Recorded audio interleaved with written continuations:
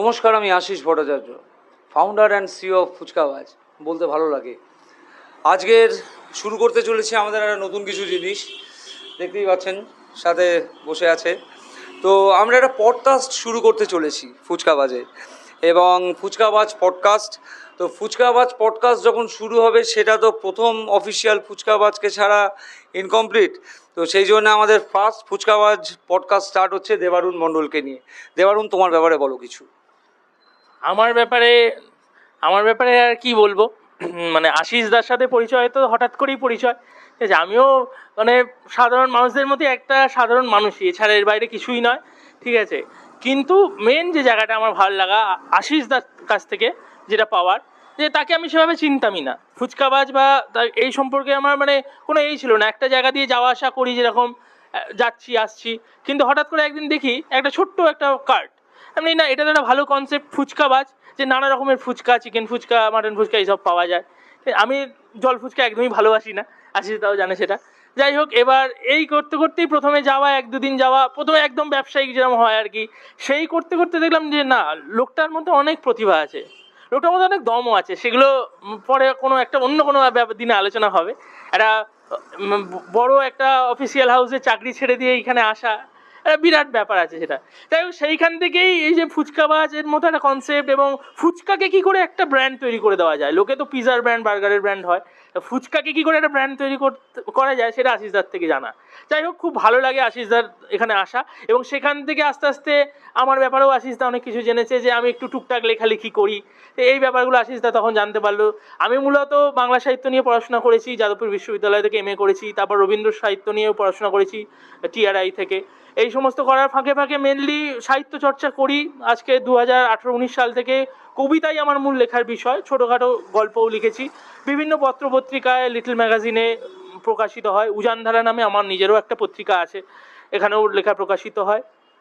আর এই টুকটাক লেখালেখিটাই আমার বিষয়, এবং আমার লেখা আপনারা গুগলে সার্চ করে কবি দেবারুণ মণ্ডল লিখে যদি সার্চ করেন, আমার লেখা পেয়ে যাবেন, বা ইংলিশেতে দেবারুণ মণ্ডল পোয়েট লিখে যদি ইংরেজিতে সার্চ করেন পেয়ে যাবেন। তা এই মোটামুটি লেখালেখি নিয়ে আছি, এবং তার সাথে বাংলা সাহিত্য নিয়ে পড়াশোনা, এর মধ্যে দিয়েই আছি। আর বাকি যে সময়টুকু পাই, মোহনবাগানের খুব বড় ভক্ত, মোহনবাগানের খেলা দেখতে ভালোবাসি, মোহনবাগানকে ভালোবাসি, আর আশিসদার এখানে আসি। আর মানুষ, সমাজ, রাজনীতি, দেশ, এইসব নিয়েও ইন্টারেস্ট আছে, এইসব নিয়েও কথা বলতে ভালো লাগে। আর আশিসদার সাথে তো আড্ডা দিতে খুব ভালো লাগে। তাই ফুচকাবাজার এই প্রথম অফিসিয়াল আর কি পডকাস্টে আসতে পেরেও আমার খুব ভালো লেগেছে। এরকম একটা মানুষ, উদ্যমী কর্মঠ একটা মানুষ, এরকম একটা মানুষ, এটাই তো আমাদের অনুপ্রেরণা। আমাদের বিল গেটস অনুপ্রেরণা নয়, আমাদের এরকম কর্মঠ মানুষ যাকে চোখের সামনে দেখতে পাই, এই মানুষই আমাদের অনুপ্রেরণা। এটাই আর কি।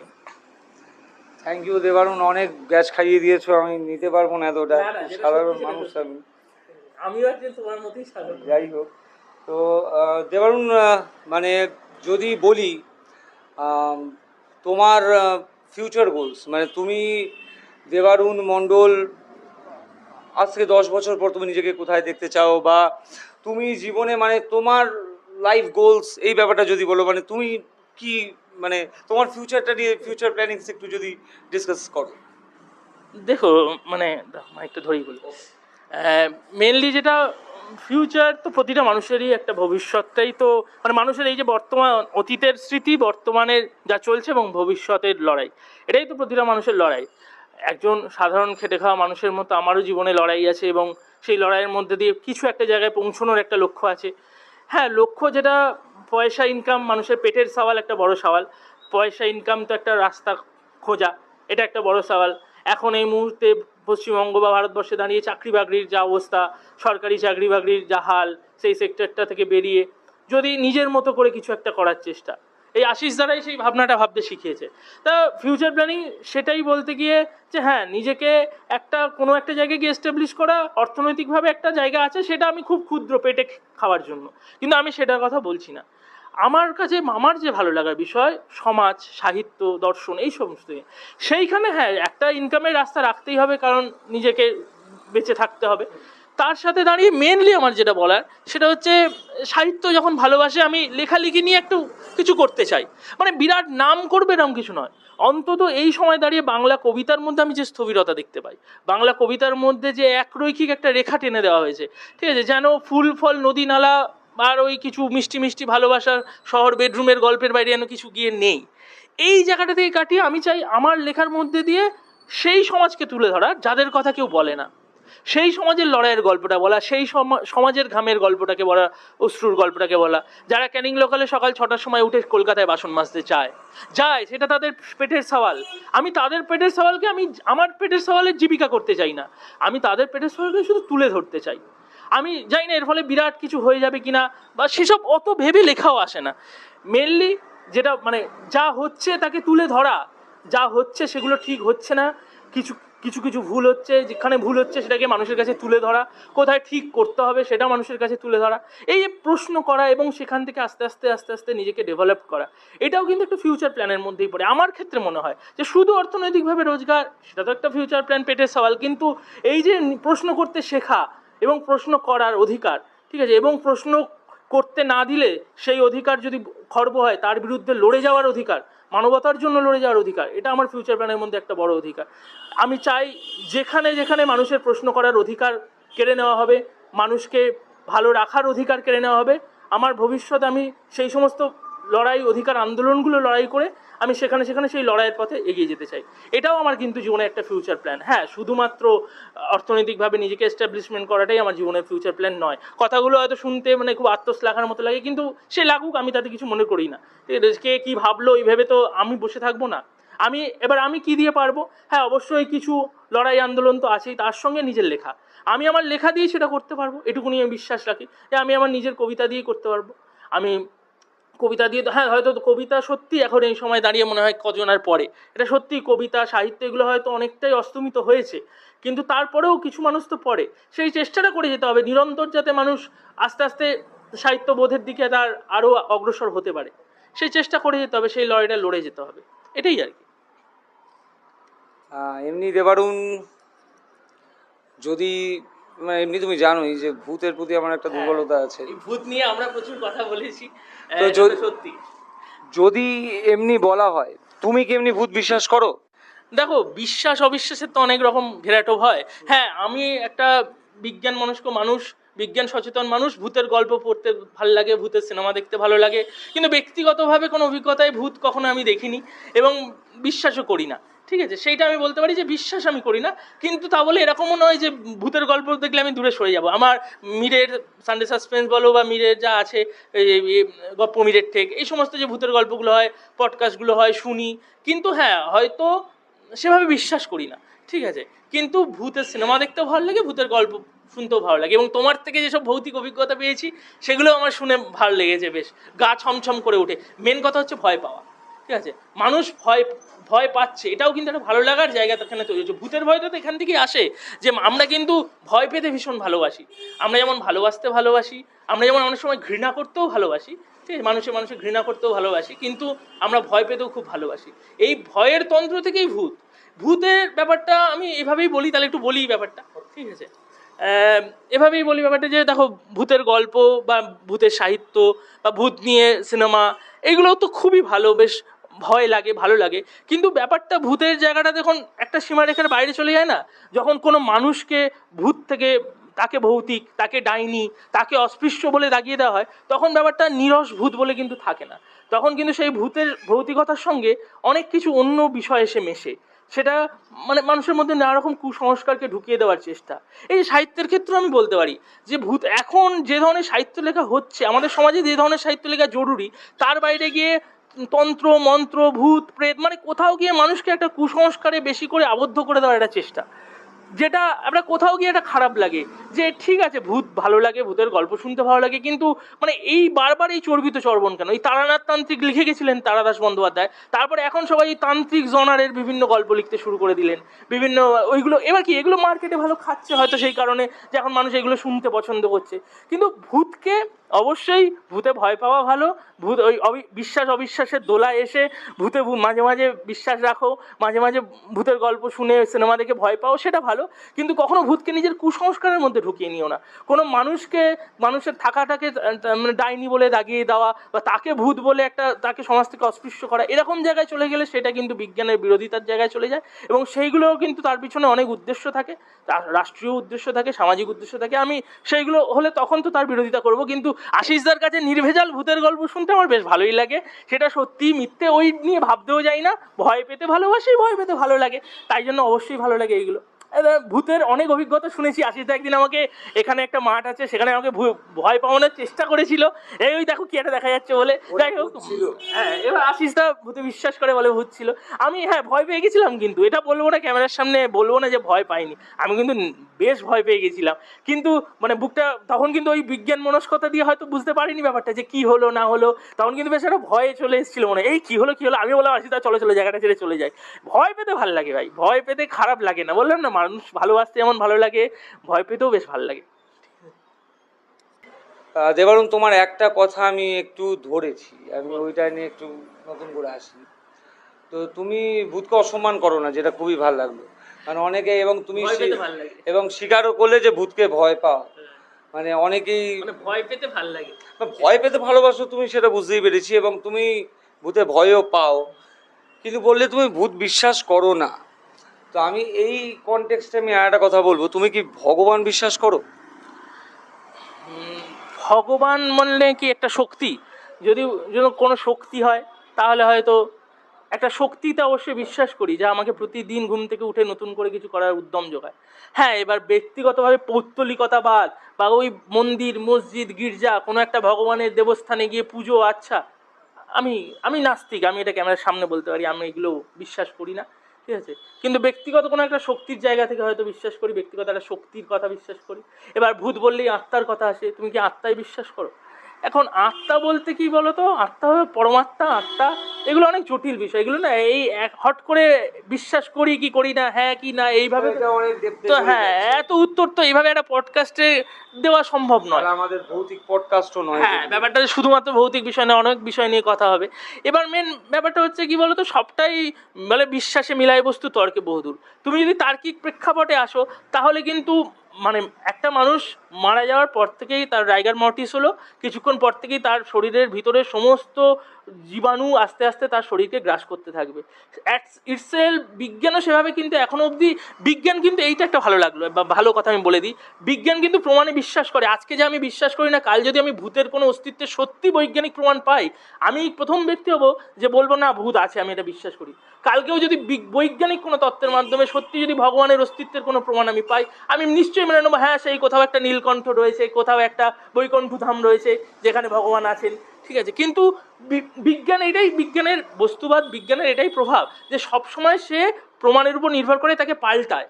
ধার্মিকতার ক্ষেত্রে সবচেয়ে বড় সমস্যা হচ্ছে সে একটা জিনিসে আঁকড়ে থাকে, কোনো মানে না হলেও, যে তোমাকে শনি মঙ্গলবার উঠে উপোস করতে হবে মানে করতে হবেই, সেই শাস্ত্রে কি পুরাণে লিখে দিয়েছে তোমায় করতে হবে। কিন্তু বিজ্ঞান কিন্তু সে কথা বলে না। বিজ্ঞান আজ যেটা প্রমাণ করতে পারেনি, কাল যদি বারমুডা ট্রায়াঙ্গেলের রহস্য ভেদ হয়ে যায়, তাহলে আমি মেনে নিতে বাধ্য, ভাই ওখানে কিছু একটা মানে এমন কিছু দৈবিক হচ্ছে, সেই জন্য হয়তো জাহাজগুলো কি প্লেনগুলো হারিয়ে গেছিলো। সেরকমই যদি আজকে বিজ্ঞান এই ভূত আত্মা ভগবান এইসবের অস্তিত্বকে যেদিন বিজ্ঞান যদি স্বীকার করতে পারে, তার কোনো রকম বৈজ্ঞানিক ব্যাখ্যা দিয়ে, গুরু ফুরুদের দ্বারা নকল বৈজ্ঞানিক ব্যাখ্যা নয়, যে বেদে লেখা ছিল আবার বিজ্ঞানেও লেখা আছে এসব বলে নয়, সত্যিকারের বৈজ্ঞানিক তত্ত্বের মাধ্যমে যদি প্রমাণ হয় যে না, মানুষের মৃত্যুর পর রাইগার মর্টিস হওয়ার পর তারপর তার শরীরটা ডিকম্পোজ হয় না, তার ভিতর থেকে একটা আত্মা বেরিয়ে আসে, বেরিয়ে আকাশে উড়ে যায়, এরকম বৈজ্ঞানিক প্রমাণ পাওয়া গেছে, তাহলে অবশ্যই আমি সেদিন বিশ্বাস করব। কিন্তু রিফ্রেশ করছি, এটা গেছে কি একটু ঘাঁটো, আমি এই জিনিসটা নিয়ে আলাদা করে বললাম না। মানে আমি এরকম বেশ কিছু ফুটেজ দেখেছি, মানে আজকের এআই এর যুগে বলো বা এমনি এডিটিং ফেডিং করে সব কিছুই সম্ভব হয়, বাট বেশ কিছু ফুটেজ আছে, ভৌতিক কিছু ফুটেজের কথা বলছো তো, হ্যাঁ বেশ কিছু ফুটেজ আছে, এবং এরকম কিছু কিছু মানে কিছু ওই মিটার দিয়ে মানে একটা ভাইব্রেশনকে করার চেষ্টা করা হচ্ছে, যে ভূত বলে এটা দেখানো হচ্ছে যে একটা কোনো শক্তি যেন এখানে কাজ করছে। দেখো এইগুলো মানে কিছু কিছু একদম মানে প্রাথমিক স্তরের কিছু প্রমাণ আছে, এর দ্বারা আজ অব্দি কোনো তত্ত্ব খাড়া করা যায়নি যে এর মধ্যে একদম ভৌতিক অস্তিত্ব আছে বা কোনো আত্মাগত অস্তিত্ব আছে। তর্ক সাপেক্ষ, এগুলো তর্ক সাপেক্ষ ব্যাপার এইগুলো। আমি ওই জন্য কি বললাম, ভূতে ভয় পেতে ভালো লাগে। কিন্তু আমি একটা কথায় আমি মানে তোমাকে মানে থামিয়ে বলছি, তার কারণ হচ্ছে তুমি বলছো যে তুমি একটা শক্তিকে বিশ্বাস করো, পজিটিভ শক্তি। মানে আমার পয়েন্টটা হচ্ছে যে যদি তুমি পজিটিভ শক্তিকে বিশ্বাস করো, Negative নয় কেন?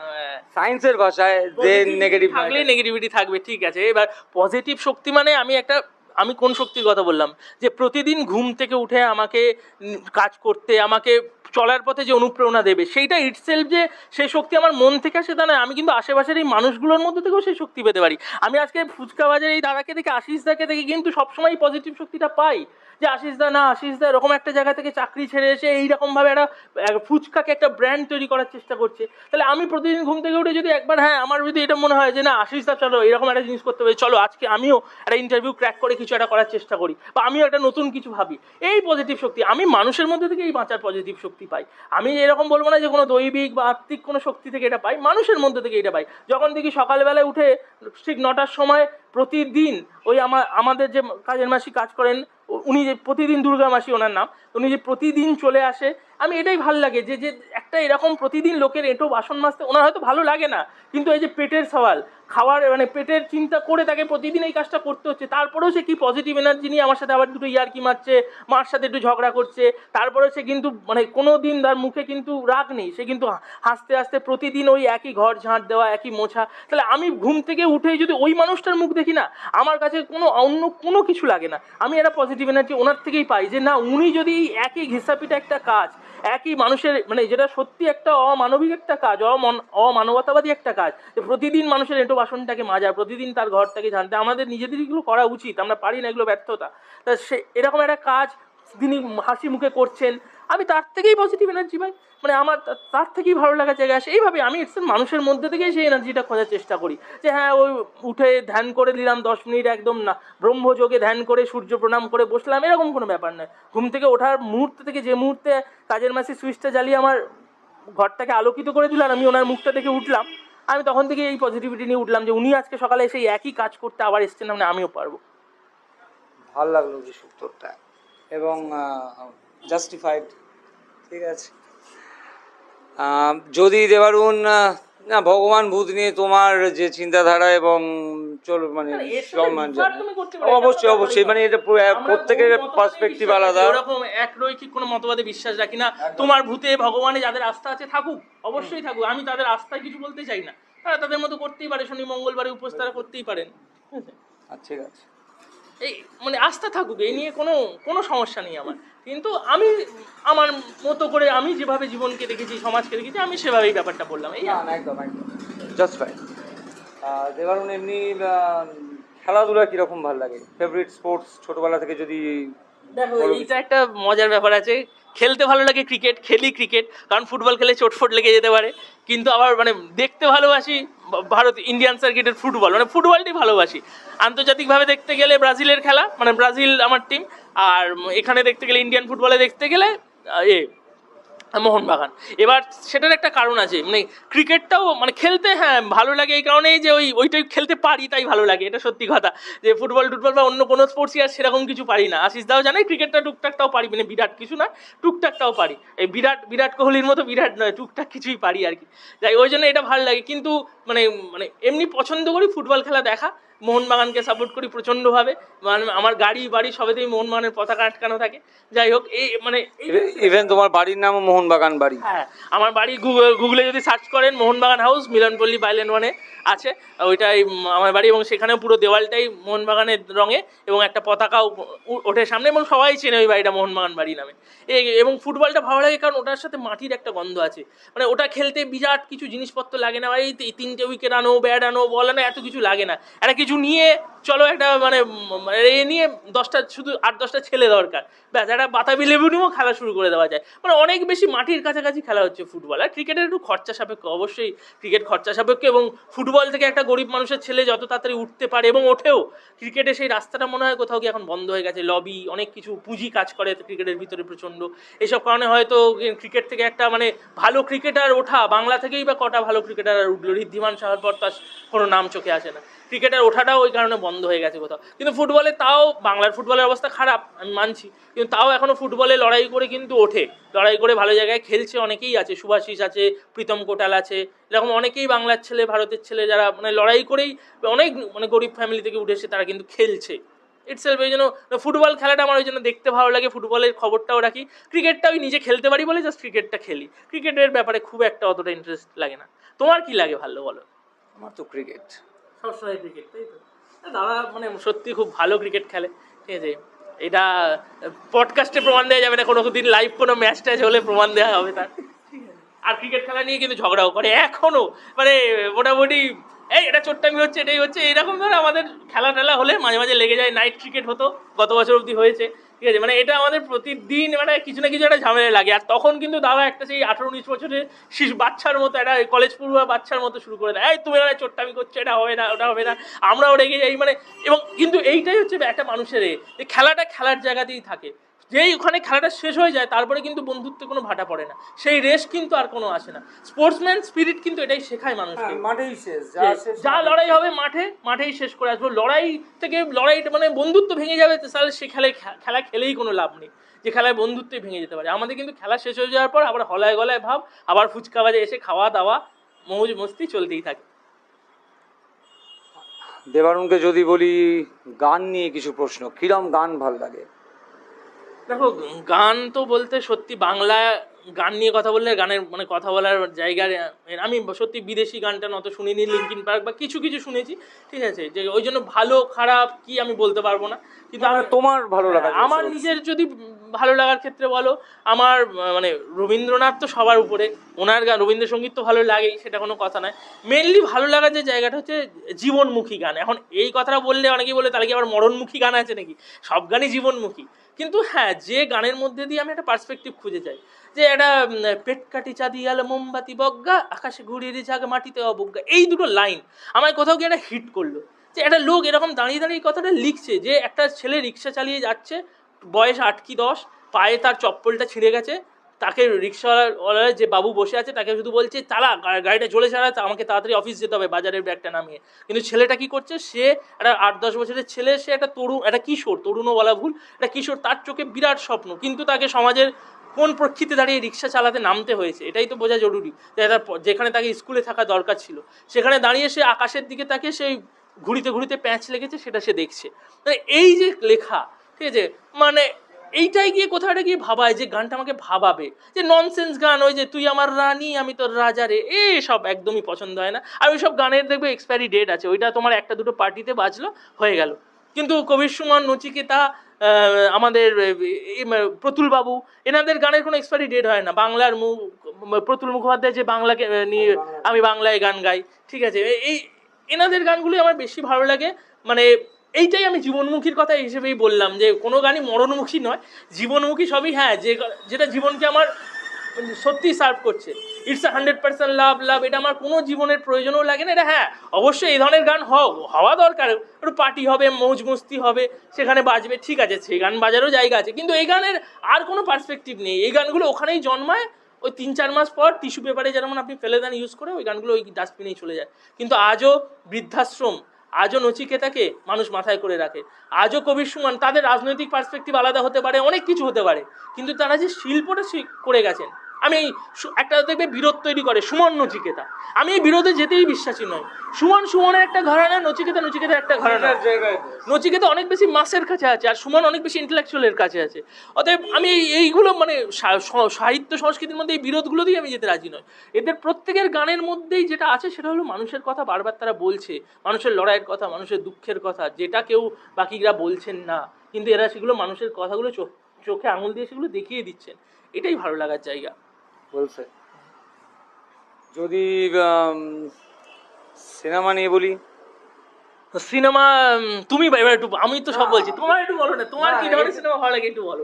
এই তো তোমার মানে আমার পার্সোনালি কমেডি আমি বেশি ভালোবাসি, কমেডি জোনারটা বেশি ভালো লাগে। বাট যদি নিজেকে যে হলিউডি যে সিনেমাগুলো হয়, ধরো ওই ক্যাপ্টেন আমেরিকার মতো একটা মানে out of the world thinking দিয়ে যে ধরনের এই সিনেমাগুলো, মানে এক ধরনের ওই ফ্যান্টাসি টাইপের ব্যাপার, সুপার হিরো মুভিজ আমার অত্যন্তই পছন্দের। মার্ভেলের এমন কোনো সিনেমা নেই যে সিনেমাটা আমি 10 বারের কম দেখেছি। মানে কলকাতায় কত লোকের মার্ভেল নিয়ে কত জ্ঞান আছে না আছে জানি না, বাট এতটুকু বলতে পারি ভুলে খাওয়া। তো মানে আমার পার্সোনালি ফেভারিট যদি বলি যে আমার কমেডি, আর যদি যেহেতু নিজে অভিনেতা হিসাবে কখনো ভেবেছি, হ্যাঁ, তো নিজেকে অ্যাকশন হিরো হিসেবেই দেখতে চাই। এই সাবাস। তো তফাৎটা এই, আর আমার না তোমার। হ্যাঁ। তো আলোচনাটা আমায় নিয়ে নয় দেবারুণ, তোমায় নিয়ে। তো তোমার পছন্দের সিনেমা কিরকম? আমার পছন্দের সিনেমা বলতে বাংলা এই যে যেরকম বললাম, বাংলা কবিতা বলো, বাংলা সংস্কৃতিটাই এতটা রিচ যে বাংলা কবিতা, গান, বাংলা সিনেমা হচ্ছে আখর। এখান থেকে মানে পাওয়া যাবে না এরকম কিছু নেই। এখন তুমি যদি আমাদের একটু পুরোনো যুগে ফিরে যাও, সেখানে যেমন আমাদের সত্যজিৎ আছেন, মৃণাল সেন আছেন, ঋত্বিক ঘটক আছেন, এবং উত্তম কুমার একটা বড় সময় বড় জায়গা জুড়ে আছে।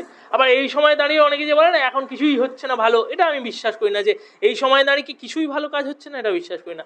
এখনকার পরিচালকরাও হয়তো, এখনকার সেই লেভেলে যে পরিচালকরা একদম মূল ধারার যারা, তারা হয়তো সেভাবে পারছেন না, কিন্তু অনেক নতুন নতুন পরিচালক, এই যে কিছুদিন আগে দোঁয়াশ বলে একটা সিনেমা দেখলাম, তার সিনেমাটা হচ্ছে সুন্দরবনের মৌলিদের নিয়ে গল্প, যারা মধু আনতে ওই সময়টায় একদম সুন্দরবনের বাঘের পেটে যায়, সেখানে তারা কিভাবে এক বাঘের ভয় থেকে যাচ্ছে, মানে ভয়ে তাদের সারাক্ষণ গ্রাস করছে তাদের জীবনকে, তাদের সত্তাকে প্রতি মুহূর্তে, এবং তারা যখন মানে একটা সম্পর্কে আবদ্ধ হচ্ছে সেখানেও একটা অনিশ্চয়তা থাকছে যে আজকে আমার বরটা যখন যাচ্ছে তখন সে গিয়ে বাঘের পেট থেকে ফিরে আসতে পারবে, এবং তারপরে সেখানে দাঁড়িয়ে যে ফোরে রাজ গড়ে উঠেছে তারা কিভাবে তার সুযোগ নেয়, ঠিক আছে, এবং সেখানে একটা মেয়েকে কিভাবে মানে ব্যবহার করে, যে তাকে দোঁয়াশ গল্পটাই এরকম ছিল যে সেই মেয়েটার ওই বরটা ওরকম গেছে, বর ঠিক নয় তখনও বিয়ে হয়নি, এবার সে ওই বাঘের পেটে গেছে কিনা বোঝা যাচ্ছে না, কারণ তাকে কেউ খুঁজে পায়নি, অন্য মৌলিরা তাকে ওই দ্বীপে ফেলে রেখেই চলে এসছে।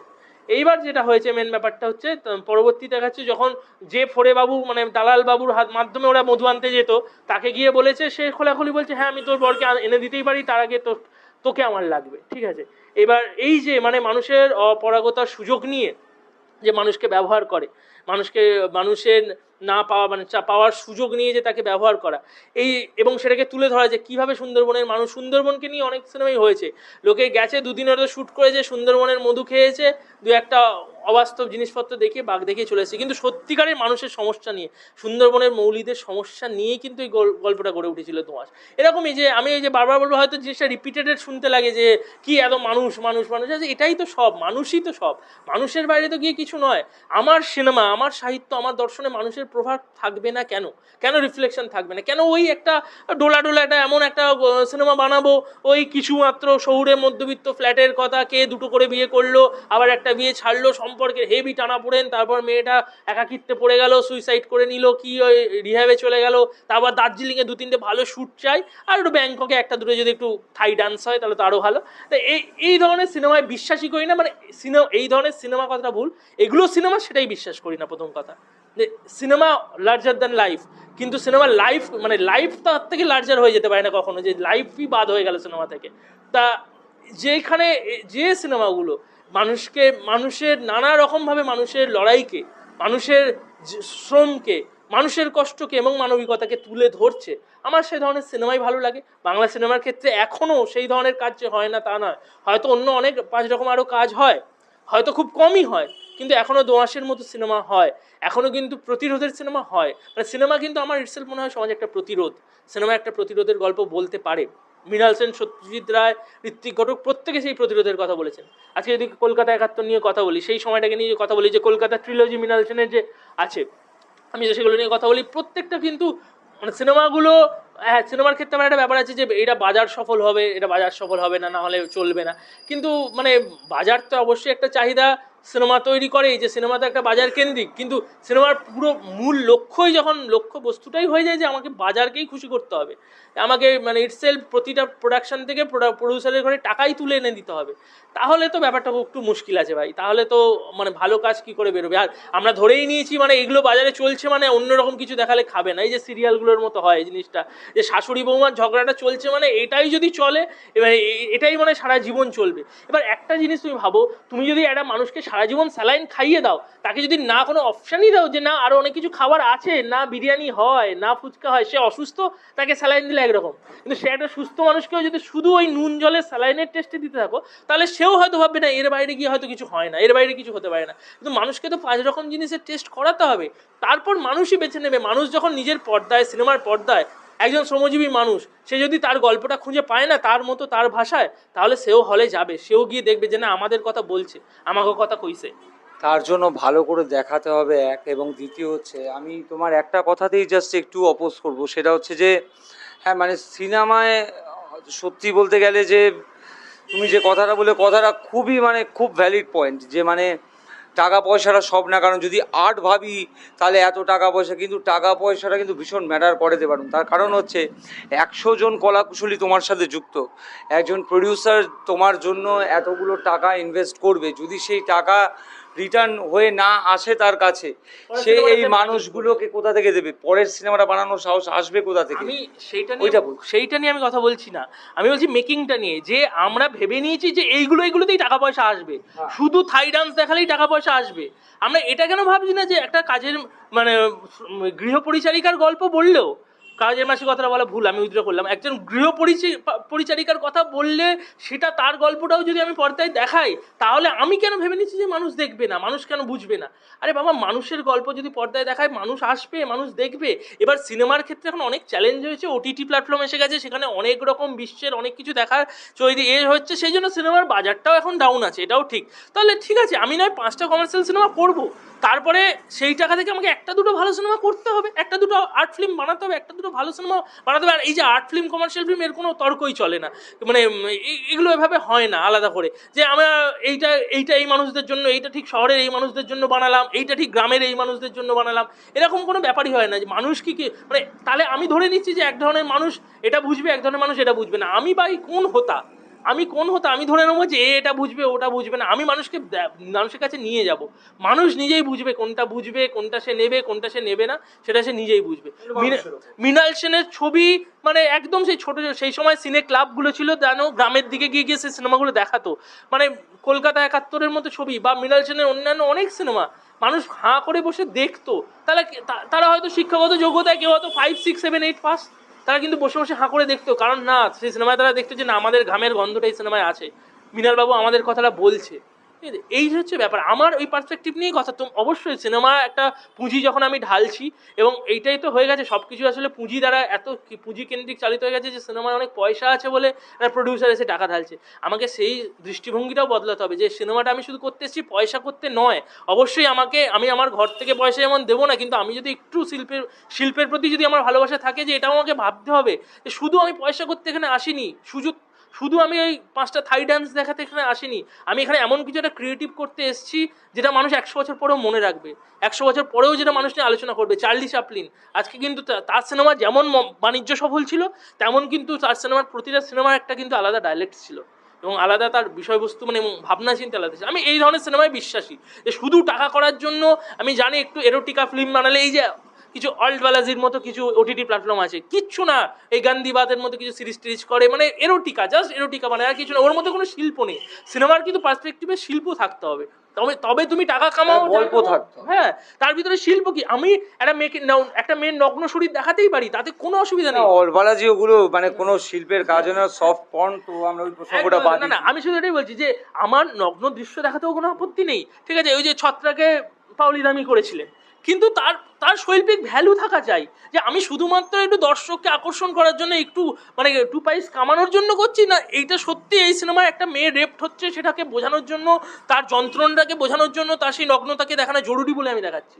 কি পার্সপেক্টিভে আমি দেখাচ্ছি, কি স্ক্রিপ্ট মানে স্ক্রিপ্টের কি ডিমান্ড সেটার উপর বেস করে, তাও ঠিক আছে, আদারওয়াইজ ঠিক আছে। এটা নগ্নতা নিয়ে বিরাট আপত্তি, বা থাই ডান্স নিয়েও যে বিরাট আপত্তি তা নয়, বারবার বলছি থাই ডান্স যে সেটা যে সত্যি দরকার কিনা ওই সিনেমায় না, আমি যেমন নিজে কমার্শিয়াল সিনেমার বিশাল ফ্যান, শুধু কেজিএফ মাস লেভেলে, একদম সেটাই এটাই হচ্ছে ব্যাপার, যে আমার শৈল্পিক প্রয়োজনে আসলে ব্যাপারটা আসছে, নাকি শুধুমাত্র বাজারের কথা ভেবে বানাচ্ছি এই দুটো। তাহলে তুমি তাহলে ছবি করছো না, তুমি একটা বাজারে যেরকম আলু পটল বেচে তুমি তোমার সিনেমাকে বেচছো, তাহলে তুমি নিজেকে শিল্পী বলতে পারবে না, তুমি নিয়ে শিল্প করছো না, কিন্তু তুমি বাজারে আলু পটল বেচার মতো একটা জিনিস বেচছো, সেটা তোমার সিনেমা, তোমার কিছু টাকা আছে ঢেলেছো, আরো কিছু টাকা লাভ করতে চাও, এটাই তার মানে। কিন্তু যদি মানে জিনিসটা হচ্ছে সেইটায়, যদি ধরো মানে তুমি যেমন কমার্শিয়াল, মাঝখানে একটা কথা বললে যে কমার্শিয়াল সিনেমাকে তুমি সিনেমা বলে মানো না, তো আমি এই কথাটাকে ভীষণভাবে অপোজ করে বলবো, কারণ আমাদের প্রত্যেকেরই ডিফারেন্ট পার্সপেক্টিভ। কিন্তু কেসটা হচ্ছে যে একটা কমার্শিয়াল সিনেমা, ধরো কেজিএফ, আমি আর সিম্পল একটা সিনেমার উদাহরণ দিই। মানে আমি মানলাম বা না মানার কেউ নয়, আমার ওই ধরনের সিনেমা ভালো লাগে না, এটুকু আমি বলতে পারি। মানা না মানার আমি কেউ না, হ্যাঁ। ঠিক আছে। আমার এই ধরনের সিনেমা দেখতে বা এই ধরনের সিনেমা বলে ভাবতে আমার ভালো লাগে না। But কিন্তু আমি এই ধরনের সিনেমা প্রচুর মানুষের সংসার চালাচ্ছে, প্রচুর মানুষের কাজ দিচ্ছে, হচ্ছে হোক। শুধু সেটা না, বহু মানুষের অ্যাড্রিনালিন হ্রাসও করাচ্ছে, এবং যেটা মানুষের, এবং তুমি যেহেতু দাদা বলে আমায় সেই সম্মানটা দাও, আমি সেই জন্য তোমাকে আমি বলবো, হ্যাঁ, বাংলা কমার্শিয়াল সিনেমা দেখতে হবে না, বা হিন্দি শাহরুখ খান সালমান খানের কমার্শিয়াল সিনেমা দেখতে হবে না, কিছু কমার্শিয়াল সিনেমা আমি তোমাকে বলবো সেগুলো দেখো। আমার অনুমান একটা সিনেমা ফার্স্ট টাইম দেখে যখন তুমি আবার দেখতে ইচ্ছে করবে, তখনই আমি মনে করি সেটা শিল্প। যে একটা সিনেমা একবার দেখলাম, দেখা হয়ে গেল, আর কোনোদিনও দেখলাম না, কাউকে নিয়ে কোনো আলোচনা করলাম না, সিনেমাটা দেখার পর যদি সিনেমাটা আমায় নাই ভাবায় যে সালা কী করেছে, কি করে করলো, এই জিনিসটা যদি নাই ভাবায়, আমার কাছে টু সাম এক্সটেন্ট সেটা কোনো শিল্প নয়।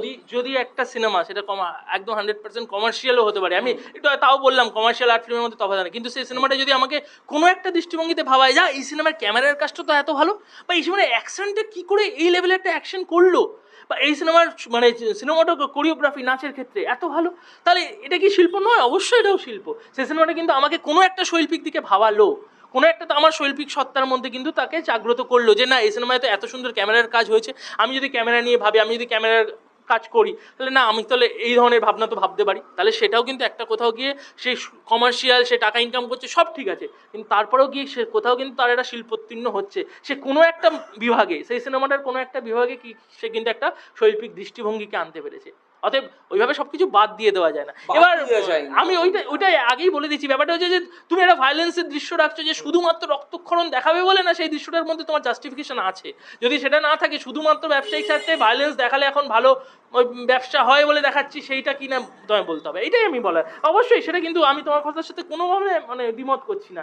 অবশ্যই যদি সেই সিনেমার অ্যাকশন দৃশ্য সেই লেভেলের করতে পারে, সেটা একটা অবশ্যই একটা শৈল্পিক জায়গায় সবচেয়ে বড় ভাবা, ঠিক আছে, এবং ভাবাবে যে না এই ধরনের চিন্তা ভাবনা কি করে করলো, এই ধরনের অ্যাকশন সিকোয়েন্স কি করে ভাবতে পারলো, বা কতটা এফোর্ট তার মধ্যে মানে অ্যাট লিস্ট কোনো সিনেমা স্টোরি যে কোনো যদি শিল্প যদি না ভাবায় আপনাকে, তাহলে জানবেন সেটা শিল্প নয়। যদি ভাবায় তাহলে জানবেন তার মধ্যে কিছু না কিছু আছে। আর আমি কোথাও মনে করি যে সিনেমা হচ্ছে মানে এই যে মানে কি বলবো, মানে অনেকগুলো আর্ট করে নিয়ে না একটা মেগা আর্ট যদি বলে, মানে আমি আমার মানে শব্দ চয়ন খুবই খারাপ, না সেটা ঠিকই বলেছো, মানে আমি যেটা বোঝাতে চাইছি, মানে একজন চিত্রশিল্পীর দক্ষতা তার ক্যানভাসে হতে পারে একদম, কিন্তু একটা সিনেমার জন্য 100 জন আর্টিস্ট, 100 জনের ডিফারেন্ট আর্ট তারা একটা প্রজেক্টে দিচ্ছে, মানে ব্যক্তিগত থেকে এটা কিন্তু একটা সমষ্টিগত জায়গায় চলে যাচ্ছে।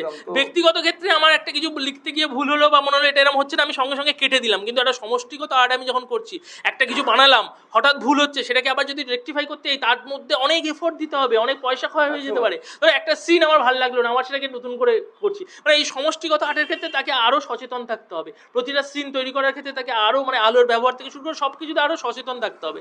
এক্ষেত্রে কি তার মানে তার দায়িত্বটা অনেক বেশি, এবং তার কাজটা কিন্তু যথেষ্ট কঠিন একটা কাজ, মানে যে কোনো মিডিয়ামের থেকে সিনেমার পরিচালকদের অনেক বেশি, অনেক মানে আমি মানে এই কবি আগে না পরিচালক আগে এভাবে আমি ভাবতে চাই না, এগুলো কোনো হয় না, কিন্তু আমি বলতে চাইছি তাকে ভাবনা চিন্তার জায়গা থেকে অনেক বেশি শার্প থাকতে হবে, এবং তাকে সবাইকে নিয়ে কাজ করার সেই মানসিকতা, কারণ সিনেমাটা তো ডিরেক্টরেরই ভিশন। একদম একদম একদম, সেটা অবশ্যই, মানে স্ক্রিপ্ট থেকে শুরু করে সবকিছু তো মানে সেই ডিরেক্টরি ভিশন, একদম সেটাই তো চলে। কিন্তু মানে এই কিছু কিছু ক্ষেত্রে আবার দেবে সেগুলো কিছুই নয়, ওই কিছু কিছু, এটা বাংলা সিনেমার ক্ষেত্রে বলছি, আছে কমার্শিয়াল সিনেমা, ওই তামিল তেলেগু থেকে প্রডিউসার একটা কপি নিয়ে এলো, এসে বলে এই পরিচালককে দিয়ে বললো দেখ সিন টু সিন কপি করবি শুধু, কেসটা কি বলতো, সেটাও ঠিক করে করতে পারে না, আমি কাউকে ছোট করছি না, সেটাও সেটাও ঠিক করে করতে পারে না, হয়তো মানে একটু সিনেমাটা বেটার হতো, সেটাও মানে করতে পারে না, মানে ও নীল শাড়ি পরিয়েছে বলে একেও এখানে নীল শাড়ি পরাতে হবে, কিন্তু ওখানে যে ক্যামেরার অ্যাঙ্গেলটা ইউজ করেছে সেটা কিন্তু এখানে ইউজ করতে পারবেন, ঠিক আছে। এই ধরনের সিনেমা, তবে এখন এই ধরনের সিনেমা মানে বাংলায় বন্ধ হচ্ছে, এখন বাংলায় নিজেদের গল্প নিয়ে সিনেমা হচ্ছে।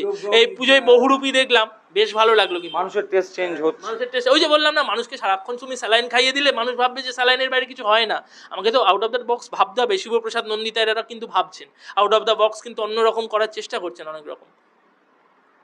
বেশ ভালো হয়েছে আমাদের এই আলোচনাটা, বিশেষ করে সিনেমা নিয়ে কথা বললে তুমি আমি মানে এটাই শুধু সিনেমার উপরই একটা এপিসোড হয়ে যেতে পারে, ঠিক আছে।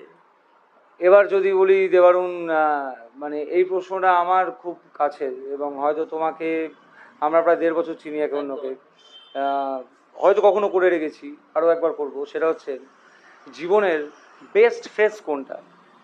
বেস্ট সময়, হ্যাঁ সময় তো একটা মানে অবশ্যই একটা প্রাসঙ্গিক বেস্ট ফেস বলতে আমি বলছি জীবনে একটা সময়তেই ধরতে হয়তো কোন সময়টা আর কি, এবার মানে ধরো তুমি আইদার স্কুল লাইফ বলতে পারো বা তোমার মতো করে, মানে স্কুল বুঝতে মানে পেরেছি। আমি আমার দিকটা একটু বলে দিই, তাহলে হয়তো তোমার উত্তরটা তোমার দিতে সুবিধা হবে। মানে ধরো যেমন 9 থেকে 12 একটা ফেজ চলে, আবার কলেজের পর আর একটা ফেজ, চাকরি করলে আর একটা ফেজ, আর একদম আর্লি স্কুল একদম একরকম ফেজ। এবার তুমি একদম কি তোমারটা বলতো, বুঝিয়ে বলো। সবচেয়ে কথা যে শৈশব হচ্ছে মানুষের হয় সব থেকে ভালো সময়। এই কারণেই আমি বলছি, মানে এই সময় দাঁড়িয়ে এখনকার সময় সমাজ চারিদিকে যা যে জায়গায় চলে গেছে না, মানে মানুষ যখন একটু বড় হতে থাকে না, তার মধ্যে নানা রকম ভাবে বিষ ঘৃণা ঢুকতে থাকে। এই জন্য শৈশবের যে পার্টিকুলারই কিছুটা সময়, যখন আমরা সত্যি কোনো কিছু পয়সার বিনিময়ে মাপি না, সত্যি বন্ধুত্ব, আমার পেন্সিলটা তুই নিয়ে নে বা রাবারটা আমার টিফিনটা তুই ভাগ করে খা, যখন ওখানে তখন কিন্তু দ্বিতীয় কোনো চিন্তা ভাবনা আসেই না, যেটা শুধুমাত্র একটা ভালোবাসা থেকে আসে এবং মানে কি বলবো, একটা দুটো বাচ্চার সেই পবিত্র একটা মন থেকে আসে। ওই সময়টা মানে কেউ ফিরিয়ে দিতে পারবে না। তা বলে যে ওটাই জীবনের বেস্ট সময় তা নয়, জীবনের প্রতিটা সময়ে তার মতো করে বেস্ট। আমি যখন আস্তে আস্তে বড় হচ্ছি, যেমন আমি মনে অনেক কিছু খারাপ শিখছি, তেমন জীবনে চলার পথে অনেক কিছু কিন্তু ভালোও শিখছি। এবং অনেক কিছু ভালো শেখার মধ্যে দিয়ে নিজেকে ব্যথা না পেলে, আঘাত না পেলে তুমি তৈরি হবে না। হয়তো আঘাত পাচ্ছি, হয়তো আমার সাথে খারাপ হচ্ছে, হয়তো বিশ্বাসঘাতকতা করছে কেউ, হয়তো আবার ভালোবাসছে মানুষ, কিন্তু এইভাবে কিন্তু একটা মানুষ তৈরি হয়। তাই জন্য কিন্তু তার মানে যখন স্কুল লাইফ থেকে কলেজ লাইফ এসে আসছে, তার কিন্তু বড় হয়ে ওঠার ওই পিরিয়ডটাও কিন্তু খুব গুরুত্বপূর্ণ সময়। মানে এভাবে দেখতে গেলে সব কিছু সময়ে একটা, প্রতিটা সময়ের একটা আলাদা আলাদা জাস্টিফিকেশন আছে। বাট স্টিল কোন ফেজটা তুমি মিস যেমন করো বা শৈশবের কথা আমি যদি বলি, একটা শিশুর যদি শৈশবই ঠিক মতো ব্রন অ্যান্ড ব্রট আপ সে না হতে পারে, শৈশবে সে যদি ভায়োলেন্স দেখে অতিরিক্ত, তার বাবা মার মধ্যে সম্পর্ক ভালো নয়, সে কিন্তু মানে বড় হওয়ার যে রাস্তাটা বাকি, তার প্রতিটা জীবনের বাকি সময়টাই কেঁচিয়ে যাবে। সে কিন্তু বাকি সময়টার কোনো সময় সে কিন্তু আর সেভাবে নিজেকে তৈরি করতে পারবে না। সেই জন্য শৈশবটা একটা খুব জরুরি সময় আমি মনে করি। সেই সময় কিন্তু মানে বড় হয়ে ওঠাটা একটা ম্যাটার করে। আর তারপরে সময় হচ্ছে ঠিক স্কুল লাইফের শেষ থেকে যে কলেজ লাইফে যাওয়ার যে সময়টা, যখন একটা মানুষের মধ্যে শারীরবৃত্তীয় এবং মানসিক একটা বিরাট চেঞ্জ আসে, এই দুটো চেঞ্জ আসে। সেই সময়টা যে কোন পথে আমি থাকবো, আমার মধ্যে কি ডুজ অ্যান্ড ডোন্টসগুলো কি কি আছে, আমি ঠিক কি মেনে চলবো, মতাদর্শ, মানে মতাদর্শ কথাটা শুনতে অনেক ভারী ভারী লাগে, ওরকম ব্যাপারটা নয়। মানে আমি ঠিক কি কি করবো, এগুলো করা উচিত হবে কিনা, এগুলো করা অনুচিত হবে কিনা। এবার সমাজ তো আমাদের অনেক রকমভাবে অনেক কিছু শেখায় যে এটা করো না, করো, এটা করো না। আমি ওই সমাজের কথাই যাচ্ছি না, যে আমার নিজের পার্সপেক্টিভ থেকে কি কি মনে হয় আর কি, যে একটা মানুষের সাথে আমি কিরমভাবে ব্যবহার করব, একটা আমি বয়স্কদের সম্মান করব কিনা। এবং তারপরে একটা আসে জবের ক্ষেত্র, ব্যাপারটা আসে ওই সময়ের ক্ষেত্রে আমাকে পরবর্তী যে এই সময়, যখন এই সময় চাকরি বাকরির এত সমস্যা, যে আমাকে কি ধরনের পড়াশোনা করব, আমি কি ধরনের পড়াশোনা করে এগোলে আমার ভবিষ্যতে চাকরি বাকরির ক্ষেত্রে সুবিধা হবে। আসলে পেটের সওয়ালটা আমরা যতই আলাদা করে রাখতে চাই, পেটের সওয়াল আসবেই, কারণ ওটা না থাকলে, খাবার না থাকলে মানে কলম থেকেও কালি বেরোয় না। অতএব হ্যাঁ, আমাকে কোটিপতি হতে হবে না, কিন্তু নিজের চলার মতো একটা কিছু তো করতে হবে। ওই সময়টা একটা গুরুত্বপূর্ণ সময়। আর কখনো মানে একটু বয়স হয়ে গেলে যদি আমরা হোপ হারিয়ে ফেলি, তাহলে কিন্তু সেই সময়টা খুব খারাপ সময়ের দিকে চলে যায়। যে ধরো 35-36 বছর বয়স হয়ে গেছে, বলে না আর কিছু হবে না, কখন যে কার কি হবে না কেউ বলতে পারে না। এইটা মানে জীবনের এই আশাটা কখনো কেউ হারাবেন না। আমি এটা বারবার বলি যে কোনো দিন, আজকে একটা 60 বছরের লোক যে লজেন্স বিক্রি করছে, তারও 61 বছর বয়সে হয়তো, মানে এটা সিনেমার মতো শুনতে লাগবে যে তাকে, হ্যাঁ এরকম প্রচুর কেস আছে, হ্যাঁ, যে তাকে হয়তো এমন কিছু সে একটা সুযোগ পেয়েছে জীবনে, সে 70 বছর বয়সে গিয়ে এত প্রভূত একটা জায়গায় যেতে পেরেছে সমাজের, অর্থনৈতিক দিক থেকেও হতে পারে বা রেসপেক্টের দিক থেকেও, সেটা মানে আকাশ ছোঁয়ার বাইরে। অতএব কোনো সময়টাই যে আমার সময় শেষ হয়ে গেছে বলে ভাবার সময় নয়। সময়কে ব্যবহার করতে শিখুন, সময়কে ব্যবহার করে এগিয়ে যেতে হবে। কিন্তু হতাশ হয়ে পড়লে এই জন্যই চলবে না। আমাকে মনে হতে পারে, মানে হতে পারে হ্যাঁ, শৈশব বা যৌবনের ওই সময়টা হয়তো জীবনে একটা একটা অন্যতম ভালো মুহূর্ত বা একটা ভালো ফেজ, কিন্তু তারপরে ফেজগুলোও যে মানে শুধুমাত্র ওই গতানুগতিক জীবন চালিয়ে গেলাম তা কিন্তু নয়। বাকি ফেজগুলোকেও কিন্তু যে কোনো সময় আমার সাথে ভালো কিছু হতে পারে, এই বিশ্বাসটা রাখতে হবে এবং তার জন্য লড়াই করে যেতে হবে। ভাই, সমাজ খুব কঠিন একটা জায়গায় এনে আমাদের সাধারণ মধ্যবিত্ত মানুষকে দাঁড় করিয়েছে, নিম্নবিত্ত মানুষকে দাঁড় করিয়েছে। অতএব প্রতিনিয়ত প্রতি মুহূর্তে সেই লড়াইটা আমাদের লড়ে যেতে হবে। যে কোনো সময়ে যে কোনো ফেজে আমাদের কিন্তু জীবন পাল্টে যেতে পারে, অতএব সেই আশাটা ছাড়লে হবে না। এই যে আমি একটু আশিস দাকেও বলবো যে আশিস দা কিন্তু মানে জীবনের অনেক সময়টা পেরিয়ে এসে এখন এমন সময় এসে দাঁড়িয়ে এমন এমন চিন্তাভাবনা করে ফুচকাবাজকে নিয়ে, যে এমন জায়গায় পৌঁছে দিতে হবে ফুচকাবাজকে, বা নিজের জীবন সম্পর্কে এমন ভাবনা রাখে যেটা অনেকে ভাবতে পারে যে ওভার থিঙ্কিং করছে, কিন্তু আমি মনে করি সেই বিশ্বাস যদি সে রাখে 100%, সে 110% সফল হবে। অতএব বিশ্বাসটা হারানো যাবে না, এটা বড় কথা। তাহলে জীবনের যে কোনো ফেজই আপনার ফেজ হতে পারে। তবে ধরুন যদি তোমার বেস্ট ফেজ পার্টিকুলারলি বলি, তোমার বেস্ট ফেস আমার বেস্ট কোনটা? ফেসটা এখনই চলছে, মানে এই সময় দাঁড়িয়ে এটা আমি যেহেতু একজন লেখক হিসেবে আমি বলবো যে এই সময় দাঁড়িয়ে আমার এবছরই পূজা বার্ষিকী, আমাদের একটা উজানধারা বলে পত্রিকা আছে, নিজেরাই চালাই।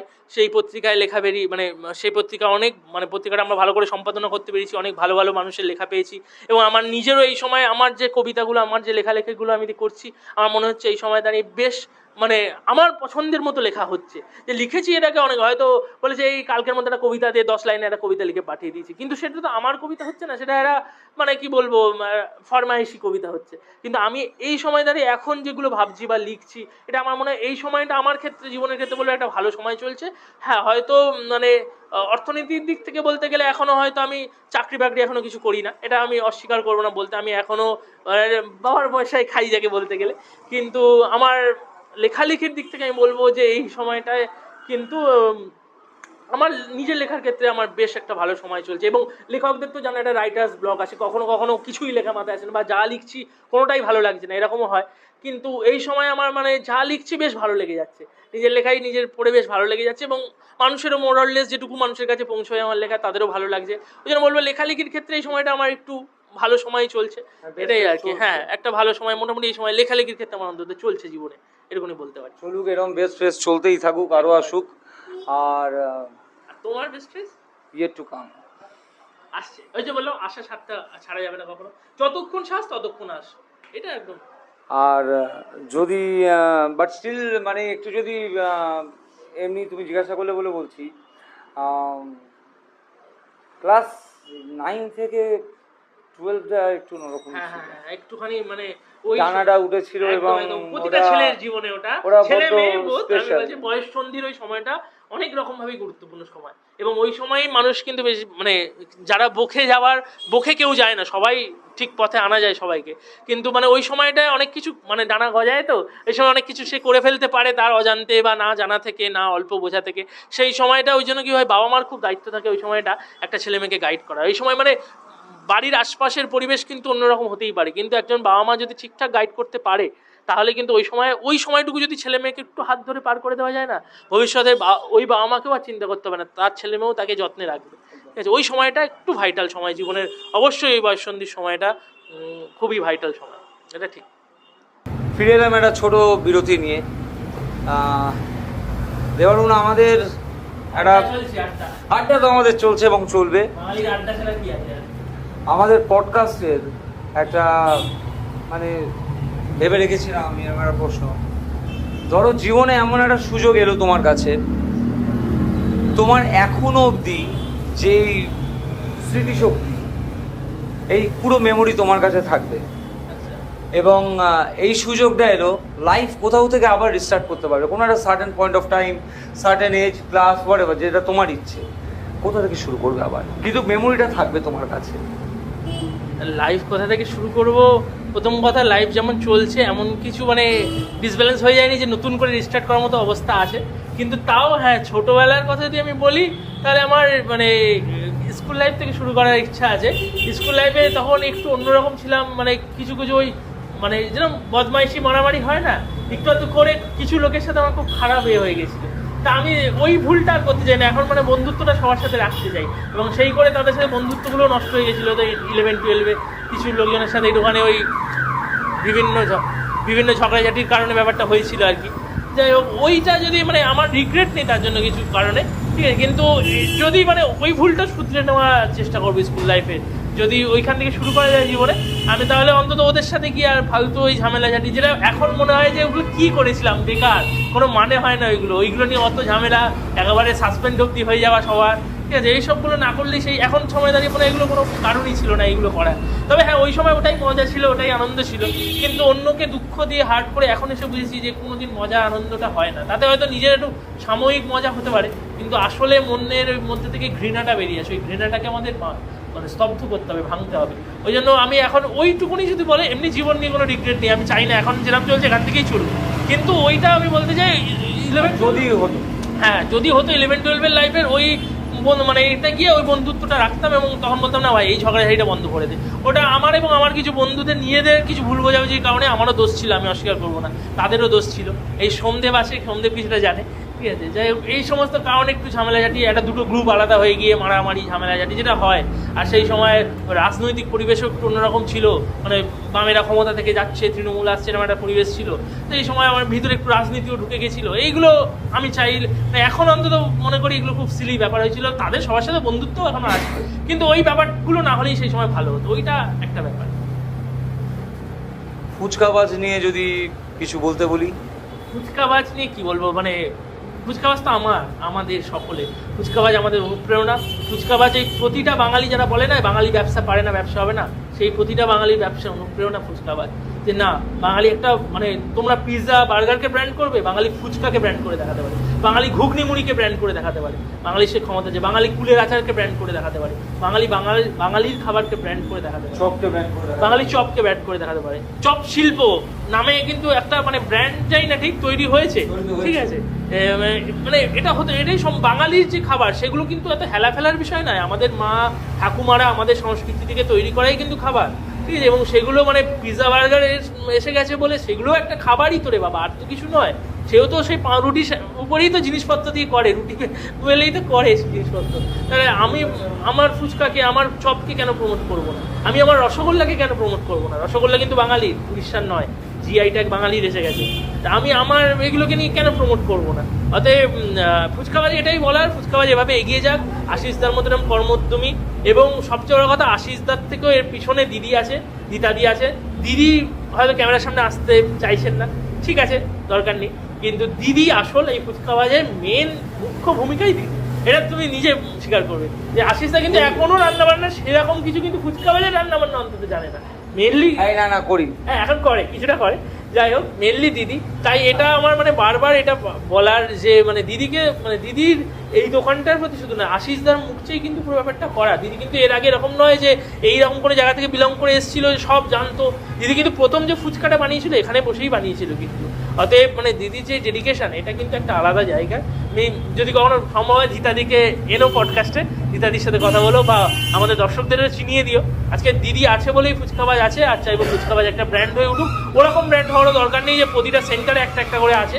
আমারও বিশাল পয়সার দরকার নেই, কখনোই দরকার নেই। ইউনিকনেস তাহলে চলে যাবে, তাহলে ওই বাকি ওই ডমিনোস পিজা হাটের মতোই একটা ওইরকম ব্র্যান্ড, ওরকম আমার দরকার নেই। ফুচকাবাজ এমন একটা ইউনিক ব্র্যান্ড হবে যেটাকে খেতে লোককে 50 কিলোমিটার ঘুরে আসতে হবে।